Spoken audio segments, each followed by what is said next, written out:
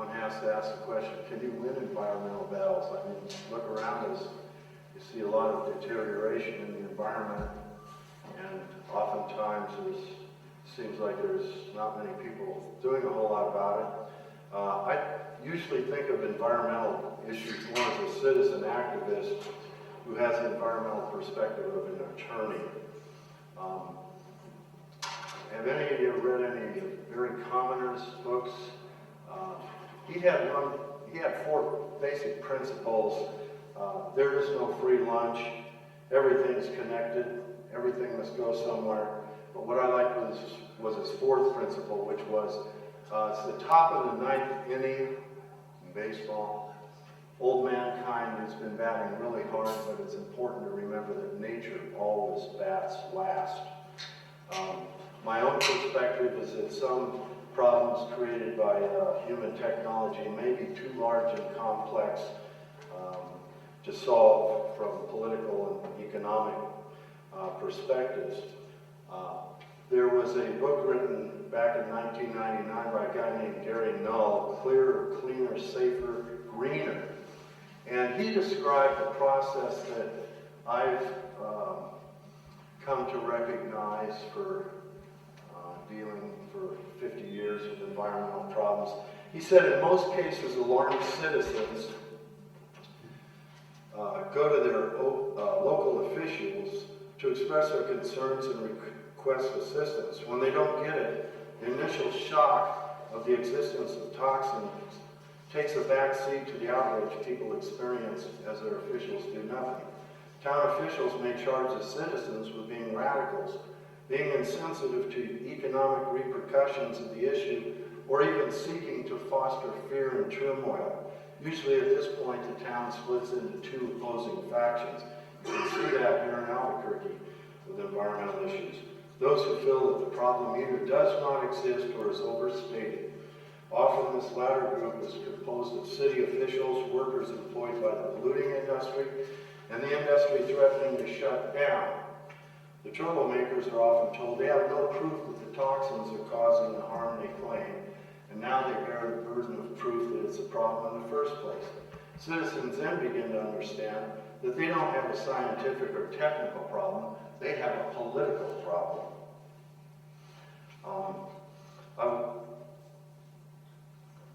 Generally, I like to think global, act local. That was a saying that kind of came out of the 60s. In 1963, the UN General Assembly set up the world's largest global environmental organization called the International Union for Conservation of Nature. They have a red list of threatened species.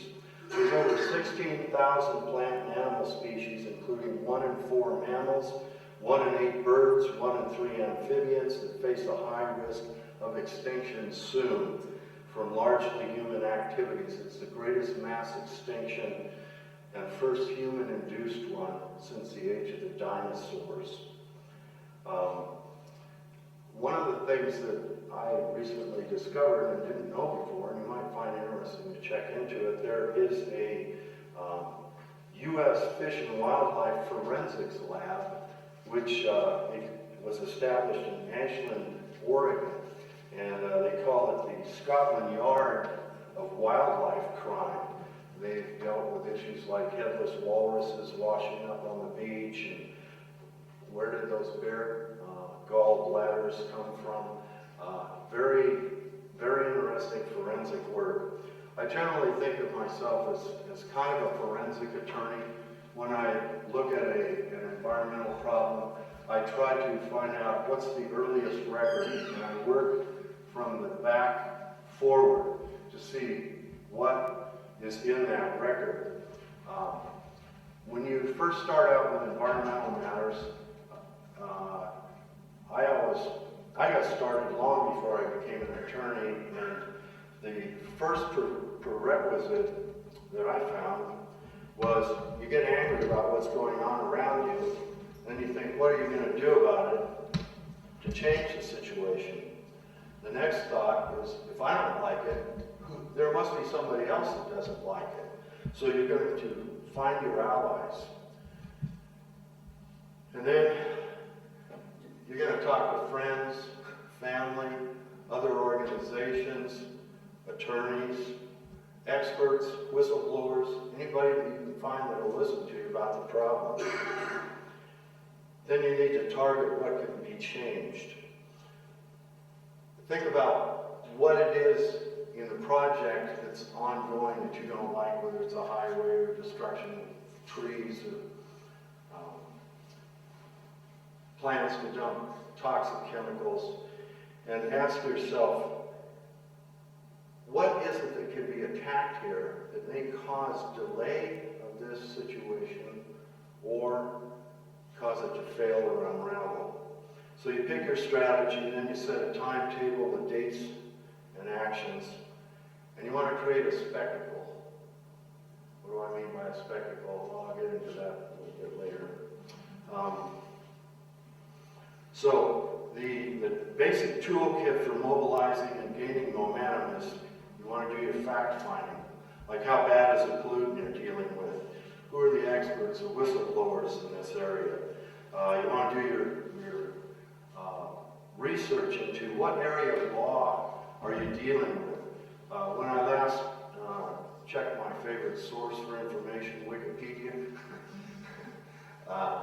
I found that there were 33 different federal environmental laws, and these range from the Marine Mammal Protection Act to RCRA. You all know what RCRA is? That's the acronym for Resource Conservation Recovery Act. How many of you ever looked at that statute? Extremely complicated. When I first got involved in trying to shut down two nuclear incinerators in Idaho, I started to look at RCRA and was flabbergasted. I put butcher paper around the wall to, put the different Code of Federal Regulations, try and link them to each other and understand what was going on. And eventually I realized, hey, they've been operating two nuclear incinerators without a RCRA permit for 15 years. And they called it interim status. So I wrote a notice of intent to sue the Department of Energy, and that basically shut them down from operating these incinerators that were worth a few $100 million and were belching plutonium and other toxic chemicals into the air. So you want to know what area of law you're looking at. What's the status of the law applicable to the problem? Look at the limitation of the law to deal with that. What you're going to run into always is the gross unwillingness of the agencies that are responsible for enforcing the law to enforce the law. We've got all these wonderful environmental laws, but don't forget about your common law strategies of nuisance, negligence, strict liability, and then the Administrative Procedure Act. You want to exhaust every conceivable administrative remedy you can think of when you're fighting environmental problems, because if you go to court later on, that is going to become an issue whether you exhausted administrative remedies. The best friend an environmentalist ever had is the Freedom of Information Act, and that's an interesting area. I've filed literally hundreds of Freedom of Information Act requests and gotten tens of thousands of pages of documents through that means. And then you want to think about going beyond the statutes. Petitions, letters to the editor, get yourself on radio, TV, speak at public meetings, even if you only get a couple of minutes. Go and speak at those public meetings. Demonstrations. Any of you go to that demonstration last night? You know what it was about? The killing of the homeless. Well, that's what we oftentimes lack in arousing environmental interests, is exactly what was present in that action. You know what that was? Body count. Body count. You know? And what an environmentalist does is attempt to prevent disasters before they occur. When you look about you, Love Canal, Times Beach, Gulf oil spill, Exxon Valdez, the recent WIP accident, the fire, the truck fire down there inside WIP. Did you read about that in the newspaper? WIP is a big repository for nuclear waste. The day that that release of radioactivity occurred at the waste isolation pilot plant was the day that we filed a lawsuit against the New Mexico Environment Department on the mixed waste landfill. So that got covered. But the release was something that was preventable. The fire was certainly preventable. So you want to contact the adversary as well. Get whatever information you can out of them about the problem. Sometimes there's people that are willing to talk to you. There's lawsuits. When you think about a lawsuit, just realize it's the last resort of a failed public campaign. But it has an educational use. So I was talking about thinking globally. I told you about the problem with all these endangered species. A quick overview of environmental problems in New Mexico. You've got uranium mining, the tailings piles that are left contaminating numerous communities. I was rather shocked the other night. A good friend who's a nurse said, you know, we have a category for kids now called FLK. And I said, FLK, what's that? What kind of medical diagnosis is that? She says, funny looking kids, you know? And they attribute it to contamination in the environment. So anyhow, you got uranium mining, the nuclear laboratories at Los Alamos National Laboratory, Sandia National Laboratories, the Kirtland Air Force Base. We've got the Oregon Mountains issues, Otero Mesa, WIP, disposal, unsafe reactor out at Sandia Labs. Anybody know about the unsafe reactor out there? No. Well kept secret.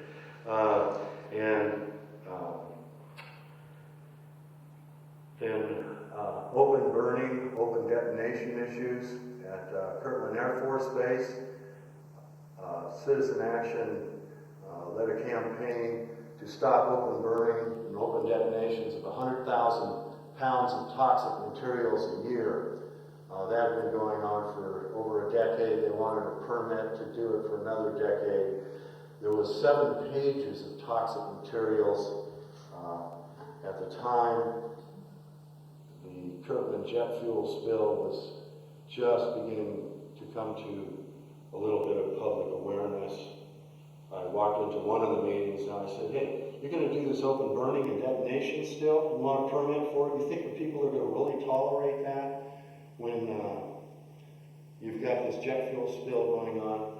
Anyhow, they decided to withdraw the permit a little bit later and stop the open burning.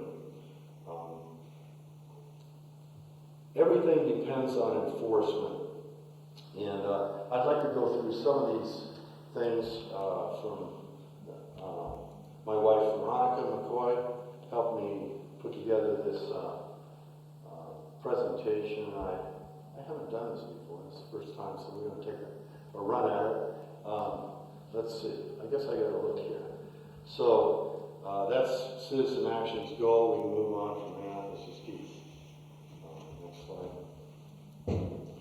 You can see this is the Sandia Mixed Waste Landfill. It's a 2.6 acre dump from the nuclear weapons Cold War era, and it operated from 1959 to 1988. You can see the extreme care with which these wastes were placed in unlined pits and trenches out there, plastic bags, cardboard boxes, just absolutely haphazard dumping of waste over Albuquerque's groundwater that supplies our drinking water.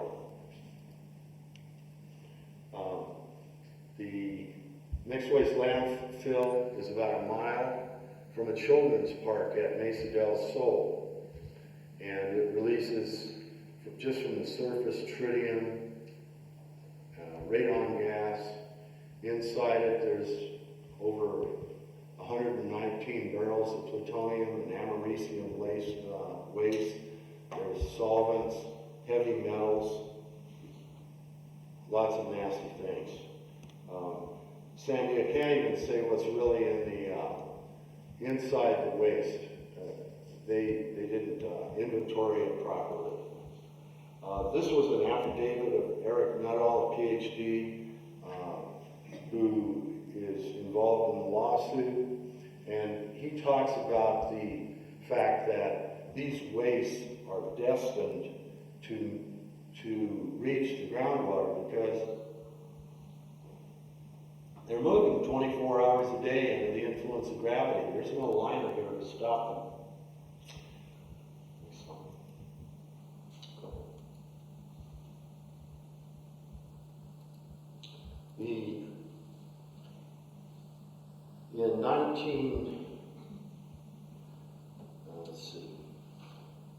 In the year 2004, there was a public hearing held about the mixed waste landfill for a remedy to be established for what they were going to do about the mixed waste landfill. So what they decided, over the objection of virtually 100% of the people in the public, was that they would put a dirt cover over the waste. You can see there in the picture the plutonium waste that are there, all the other waste. Anyhow, after this remedy decision to put these wastes under a dirt cover, there was what was called a final order made by the Environment Department in 2005.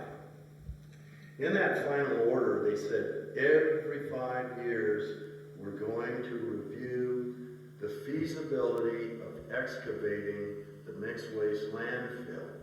So that first review of the feasibility of excavation was due from Sandia Labs in 2010. 4 years have gone by. The Environment Department didn't enforce that. We have spoken to them on numerous occasions, written all kinds of documents challenging that failure to act.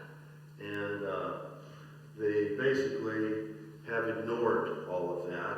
In fact, they recently approved a long-term monitoring and maintenance plan in which they decided to give another 5-year extension to the 5-year review, putting it out to 2019. Well, that suits Lockheed Martin's purposes very well because they don't really intend to dig these wastes up. They don't want to spend the money. We're not going to that one yet, but when I first came on to Citizen Action, it was in 2006, and the first day there was a fellow named Robert Gilkison, who was a registered geologist, and we went to the Environment Department to discuss the mixed waste landfill and also the Los Alamos National Laboratories waste problem. Gilkison was really interesting. He said, the monitoring wells at the mixed waste landfill are defective. They're in the wrong place, they were made in the wrong way, and they'll do nothing except hide evidence of contamination. And he said the same thing about the monitoring wells up at Los Alamos National Labs. And I had to kind of listen to the guy. He was very persuasive, Plus, he'd been the fellow who was the lead consultant for Los Alamos National Laboratories for putting in the monitoring wells up there in the first place. And he'd gotten there just somewhat after some of those had been put in. And he told the Environment Department in Los Alamos National Laboratories, "You're doing it in the wrong way. It's going to hide contamination." And he brought this same issue to attention of Citizen Action. So Bob and I began to look through the administrative record for the mixed waste landfill.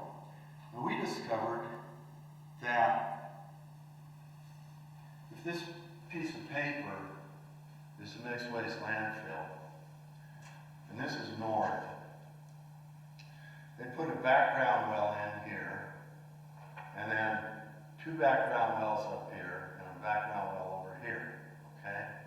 Or a down gradient well, excuse me. Okay, up gradient, down gradient. So you put your up gradient well here so you know what's going into the dump. And your down gradient wells are over here so you know what's coming out of the dump. Well, within 2 years they realized that the flow of groundwater was not to the northwest, it was to the southwest.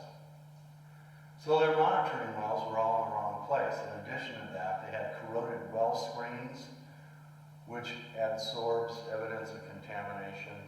They had been drilled with drilling muds, bentonite clay, that adsorbs contamination that you're looking for.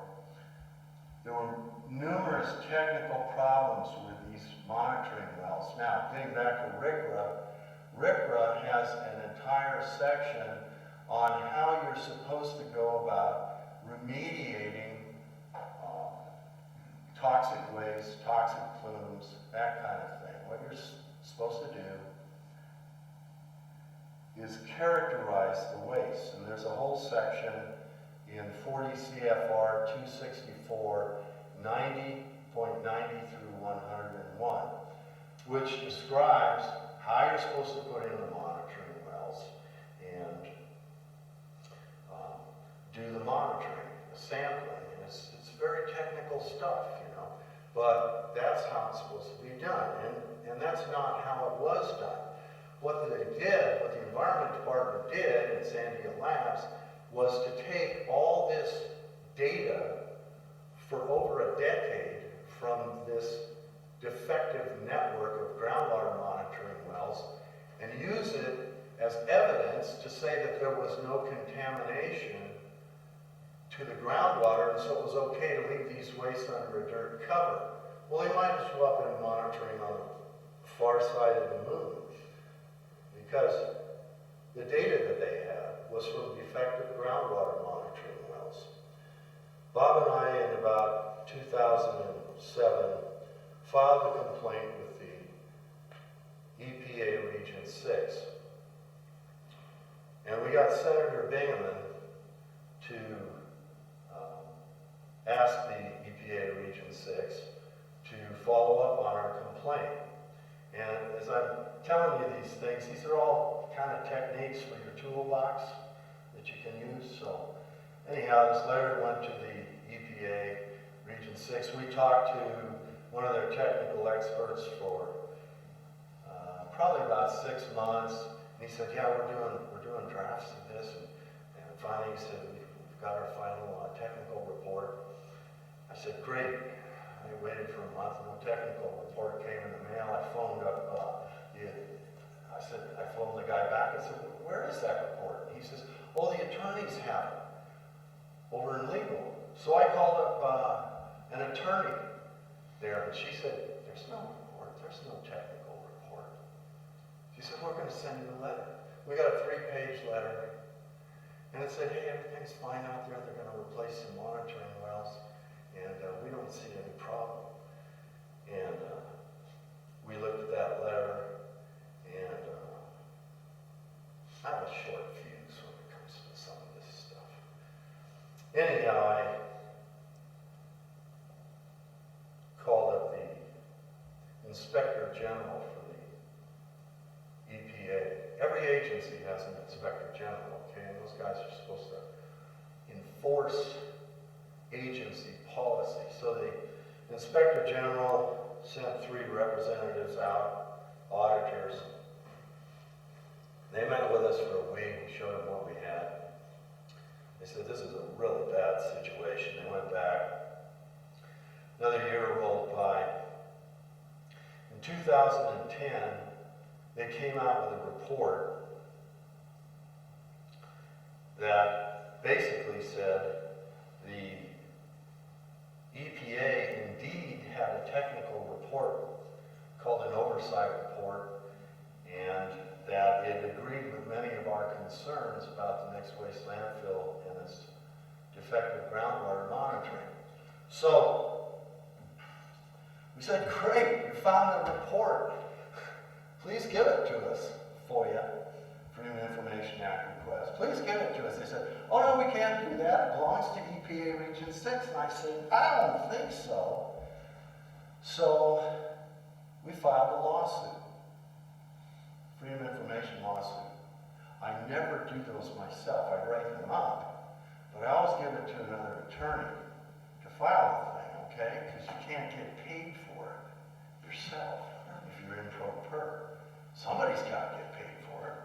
Might as well at least be an attorney who's going to help me on something else, maybe. So we sued them,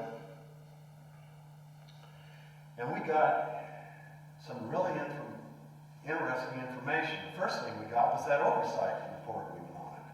And it described numerous defects in the groundwater monitoring that agreed with our concerns about the direction of groundwater, the absence of wells to the south of it, just numerous concerns. But what really got me was, see, I had sued both the Inspector General and the EPA, so I've made lots of friends in the agency doing that, I assure you. Anyhow, the EPA auditors had interviewed 3 of the technical guys and management staff. And one of the technical guys who worked on the technical report really spilled the beans.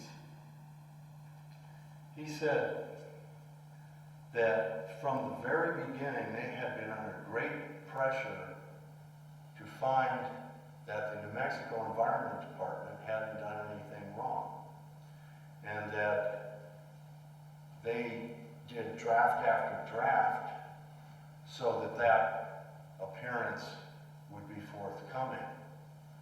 The person interviewed, they labeled them B6. They won't tell you their names, right? That's one of the federal exemptions in the FOIA Act. There's 9 of them. So he said, if we had gone with our first draft, we would have found that the solution, the dirt cover, would not have been the correct one. He said that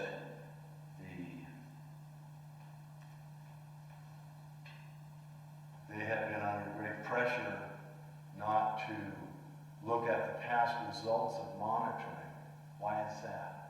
Well, because the past results of the groundwater monitoring were defective. Now, under RCRA, if you give false or misleading information or omit substantially important information, and you do it willfully, there can be criminal sanctions for that. You're supposed to correct misinformation that's found at any time.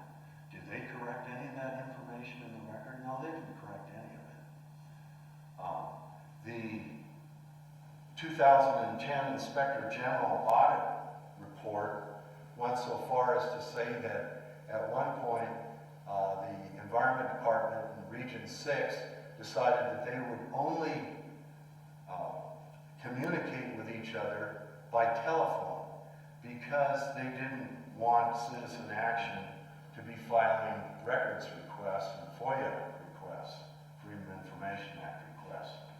So that was quite interesting, seeing all of that. The other thing that occurred in about 2006 when I first came on was there was a report called the Tech Law Report. And the Tech Law Report had been written at the behest of the Environment Department to determine whether the dirt cover was adequate for protection. And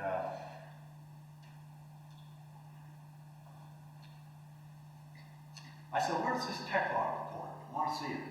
My predecessor, Sue Dave, that started Citizen Action, said, well, we've been told by the Environment Department that we can't have it. I said, for what reason? She said, well, they say it's executive privilege. And I said, I don't think so. So I wrote a letter to the State Attorney General, Gary King, and said, hey, I want that report. Gary King came out, said, yeah, it's a public record, give it to Citizen Action. And the Environment Department said, surely you jest. You must reconsider that decision.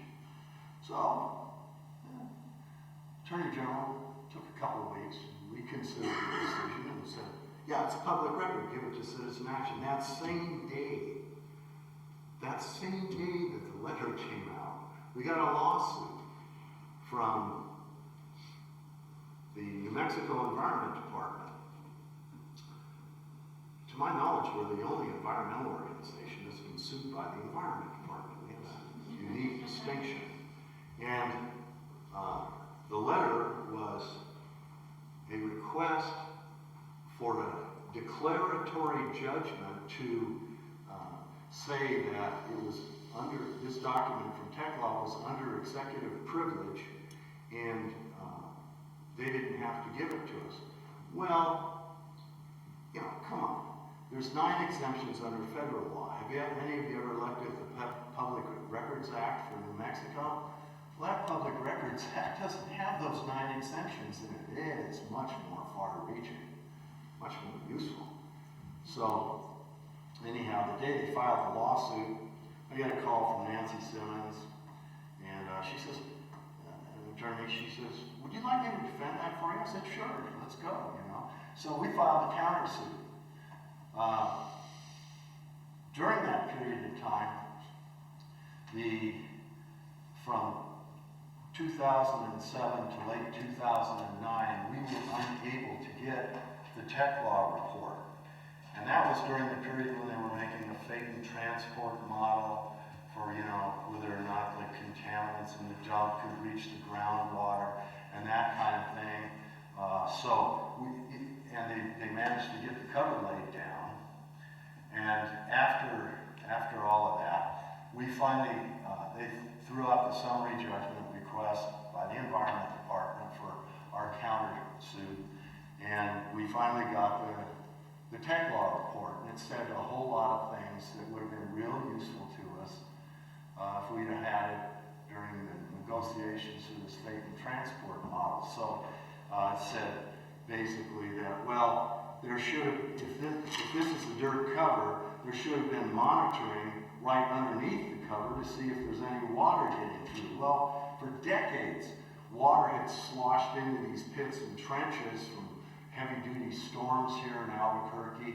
They had dumped 270,000 gallons of reactor waste water into it. They had a uranium fire in Trench E at one point in time. They had to put 5,000 gallons into that fire. So, you know, water had been entering this dump for a long time. And they said that dirt cover isn't going to last the length of time it needed to last. Also, it doesn't have an impermeable liner underneath it to carry the waste off to the sides where you can do leachate collection, that kind of thing. And it said, we don't understand the computer codes that you used in the fate and transport model. It looks like a black box to us, garbage in, garbage out. We don't understand what you're doing with that at all. We would have liked to have that document before they went and spent the money to lay that dirt cover down. Anyhow, the 5-year review, if it done in 2010 would have allowed us to bring a lot of this information out. And of course, they don't want this information to come out at this point in time and be put into a formal record, so they extended it in another 5 years. I mean, this is how you get jerked around by the Environment Department in this state. When I was in Idaho, I thought that was a corrupt state, but coming to this state has just been really amazing. The last thing I want to talk about with Sandia Labs is they have a nuclear reactor out there called the Annular Core Research Reactor. And I got interested in that and found a memo from 2004 that said, hey, we're concerned, the Defense Nuclear Facility Safety Board said, we're concerned about the safety of the entire nuclear operations out at Sandia National Laboratories.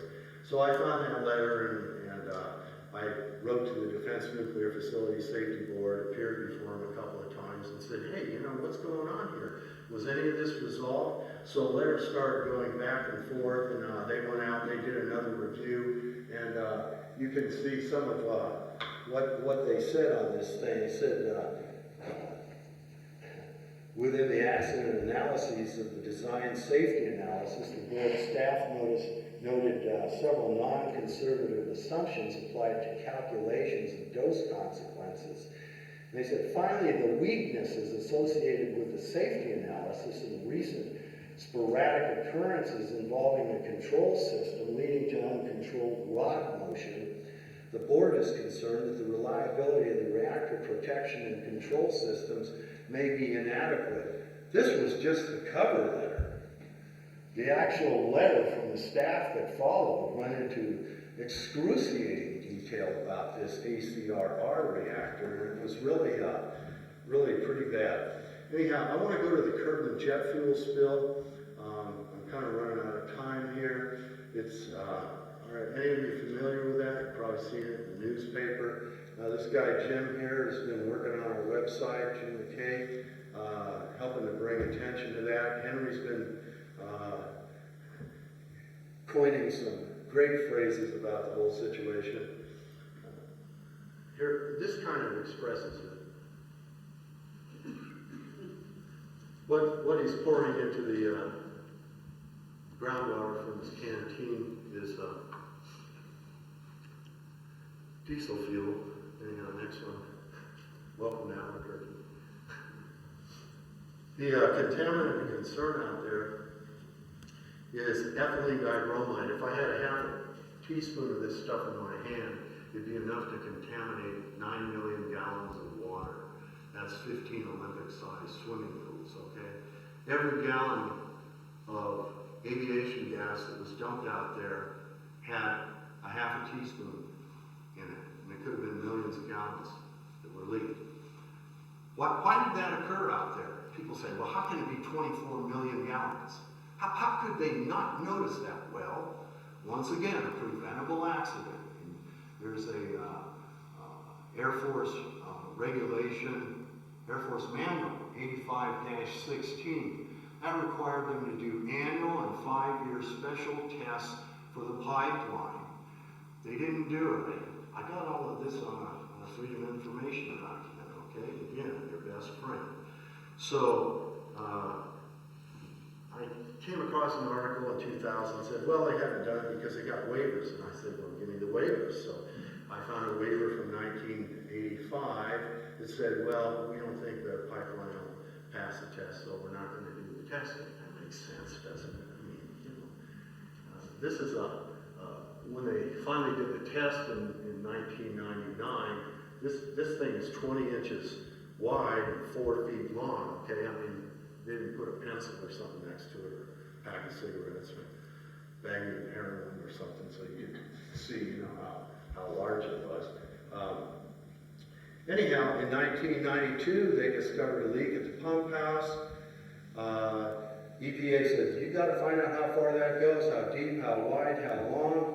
And they said, well, sure, we'll do that. And they dug boreholes a few feet away from the pump house that were 12 feet deep. And that was that. They didn't check the pipeline. It went out to the offloading rack where they discovered spill and cracked pipe we saw.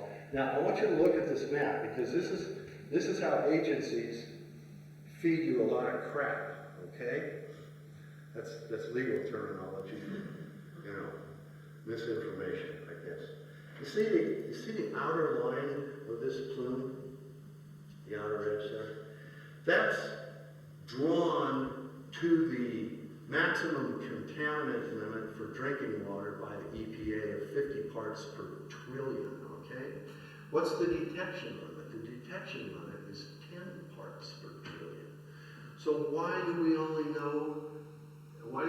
see this jelly bean going out to 50 parts per trillion instead of 10 parts per trillion? Well, because the plume would look a lot larger. Now this plume of ethylene dibromide is only 3/4 of a mile away from the municipal wells. I want to show you quickly what's at risk here. You see where the star is? Always trust your car, the man wears a star. Anyhow, the star is jet fuel spill. This circle over here, where it says Ridgecrest, those are the municipal wells that the jet fuel will first reach. Now, what's the importance of those wells? Well, you see all the circles to the north of that, with the little dots in them? Each one of those are well fields. And each one of those little dots is a pumping station. Okay? Now, let's go to the next slide. You see the red? That's arsenic that's in the water. And out of 92 municipal wells in Albuquerque, 50% of them are too high in arsenic. They need to blend it down. The Ridgecrest wells are the lowest in arsenic. So if you lose the capacity of those wells to provide water because of ethylene dibromide contamination, you're going to lose the capacity to blend down arsenic levels that are too high in several of the other wells. Now, I've been doing a little research on some of this arsenic stuff, and I'm not done with it yet, but what I have found is that if you have 10 parts per billion, which is the EPA limit of arsenic in your drinking water, 1 in every 500 people will die of cancer over a lifetime of drinking this stuff. So figures 650,000 people in Albuquerque, that's a lot of people dying from arsenic if it's too high. The other half of the wells are, anywhere from 2 parts per billion up to 10 parts per billion.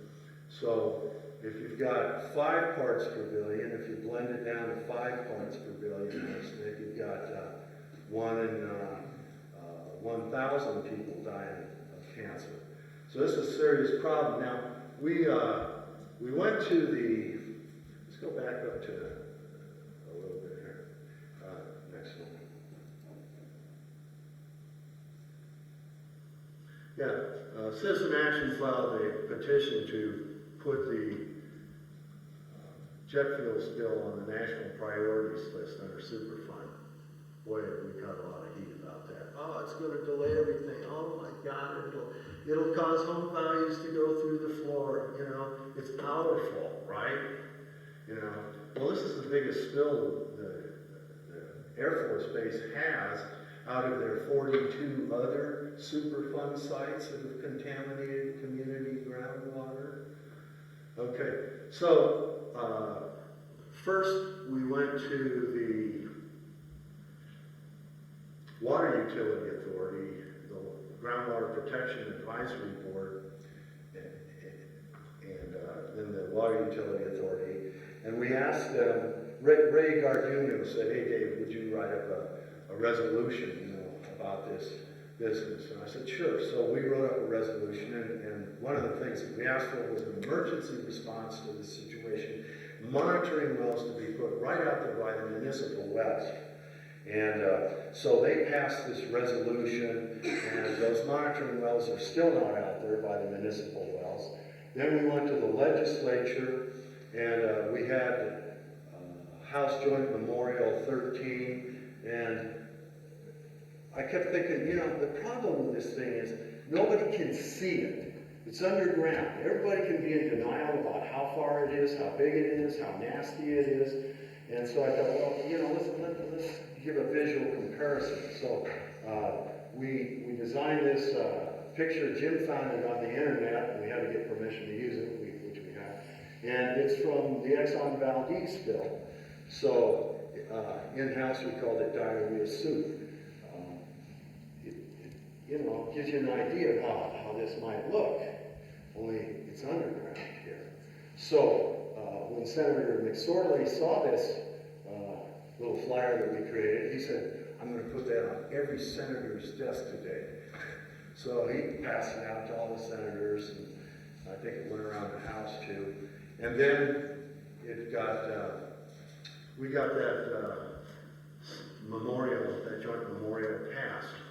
And it asked for an independent task force of experts to come and look at this, give us emergency measures that can be put into place, this kind of thing. You know, we could spend an hour talking about the Kirtland Jet Force, Air Force Base spill. If you go on our website, www.radfreenm.org, you can find a lot of information about all of this. So, the hour's kind of late. What kind of questions have you got out there?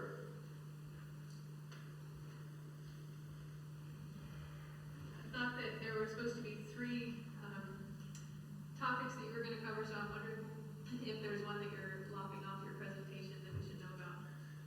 I'm probably lopping off several. You know, one thing I was going to mention is the WIP facility. I want you to think about the mixed waste landfill. I showed you the great care with which that dump was built. And the WIP facility, they spent $69 million on that. Engineered facility, half-mile down in a salt mine, right? And it leaked. We were told it would never leak, right? Good for 1 million years. Well, if that's what happens with that kind of high-tech engineered, expensive facility, what do you think's going to happen to your groundwater here in Albuquerque from the mixed waste landfill in unlined pits and trenches? People need to get involved in this, and the New Mexico Environment Department is just ignoring the problem. They want it to go away.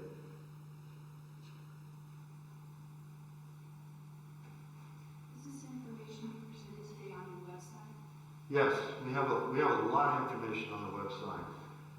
I guess the third thing I wanted to talk about was the nuclear reactor business out there at Sandia. Most people don't know anything about that. Another aspect out there is the same type of waste that were put into the mixed waste landfill were dumped at numerous other locations. They call them solid waste management units. And those solid waste management units, 26 of them are currently up for no further action. Well, they dumped billions, I'm talking billions and billions of gallons of contaminated water into the groundwater. And there's huge plumes of tetrachloroethylene out there at PCE, big plumes out there at Tech Area 5, at T. Harris Arroyo area. There were 568 toxic areas identified by the EPA between Sandia and Kirtland Air Force Base. So, you know, while people are focused on this looming problem of the jet fuel and everything, they forget about these other contamination plumes out there that are quite substantial. Albuquerque's water is very endangered, and you know, I'd love to have some legal volunteers to go and research a few aspects of you know, what kind of lawsuit could be brought right now against this situation. All the factors for nuisance are in place, with the exception maybe of damages in your tap water. There was a case in Ecuador where the river was the plaintiff. I'd like to make the aquifer the plaintiff. I'm serious about that. It's a sole source aquifer. It's all we've got, folks, to drink from. Well, yeah, they get the San Juan de Chamo River water, right? And the Rio Grande. That's all part of the sole source aquifer. So why not sue on behalf of the very thing that sustains this town? More questions?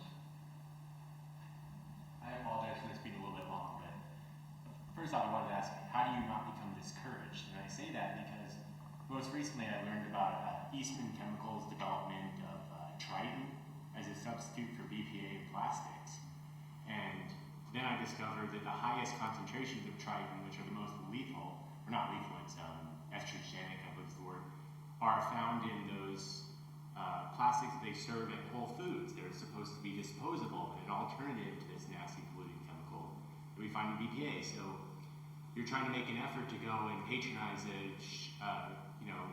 commercial giant that is taking alternative measures to supposedly address this thing, and then you find out their substitute is actually probably more dangerous than the original. So the further I get into these sort of issues, the more I just feel almost hopeless in the face of it. So I'm wondering, how do you deal with that? And then I decide what the target is going to be, and how I'm going to address it, and who I'm going to go after, and what sort of dust I can raise in the air about it. And there are times when Jim can attest to hearing, volleys of profanity roaring out of my room, at this. But, when the fellow who revealed the atrazine problem, that's what you're talking about, right? In plastics, yeah. Where it turns a male frog into a female. Very serious problem. I mean, he's been, really ostracized, and I heard him speak at an environmental conference at Clark University in Eugene, Oregon, and boy, they really had to put the screws to that guy. Same thing happened with the cigarettes. Revealing any of the problems with the cigarettes. Before I was an attorney, I got involved with the smoking problem at Cal State University, Florida. I came out and I couldn't see the end of the room. There was so much smoke there. I said, man, I got to do something about this. So I went out at noon, said, building non-smoking petition. There was a line 100 yards long all hour during the lunch hour, signing this petition. The next day I thought, I'll bring 2 petitions tomorrow. So I went out there, there was 2 lines 100 yards long. And the LA Times came around. This is a big deal. This is back in the 80s, right after the Surgeon General's report came out about secondhand smoke being so dangerous. And I took these petitions and everything. We went building by building, shutting these smoking down in these different buildings. And they wouldn't shut it down in my building because I was the instigator of this nonsense. So finally,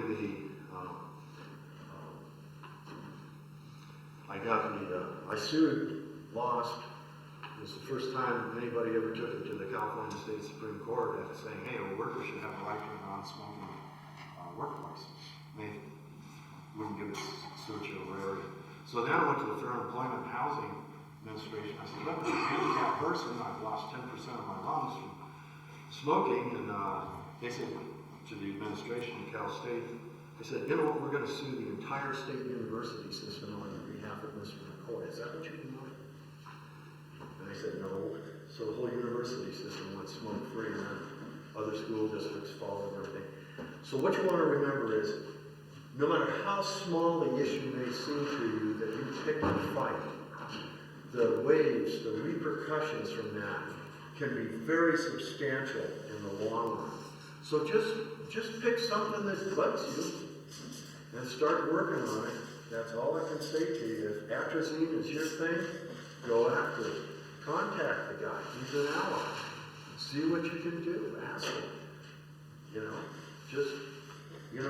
Find out who your allies are and get started on it. So that's kind of all you can do to deal with that kind of frustration, and sometimes you win, and sometimes you lose on this stuff, but, you know, you gotta pick your side.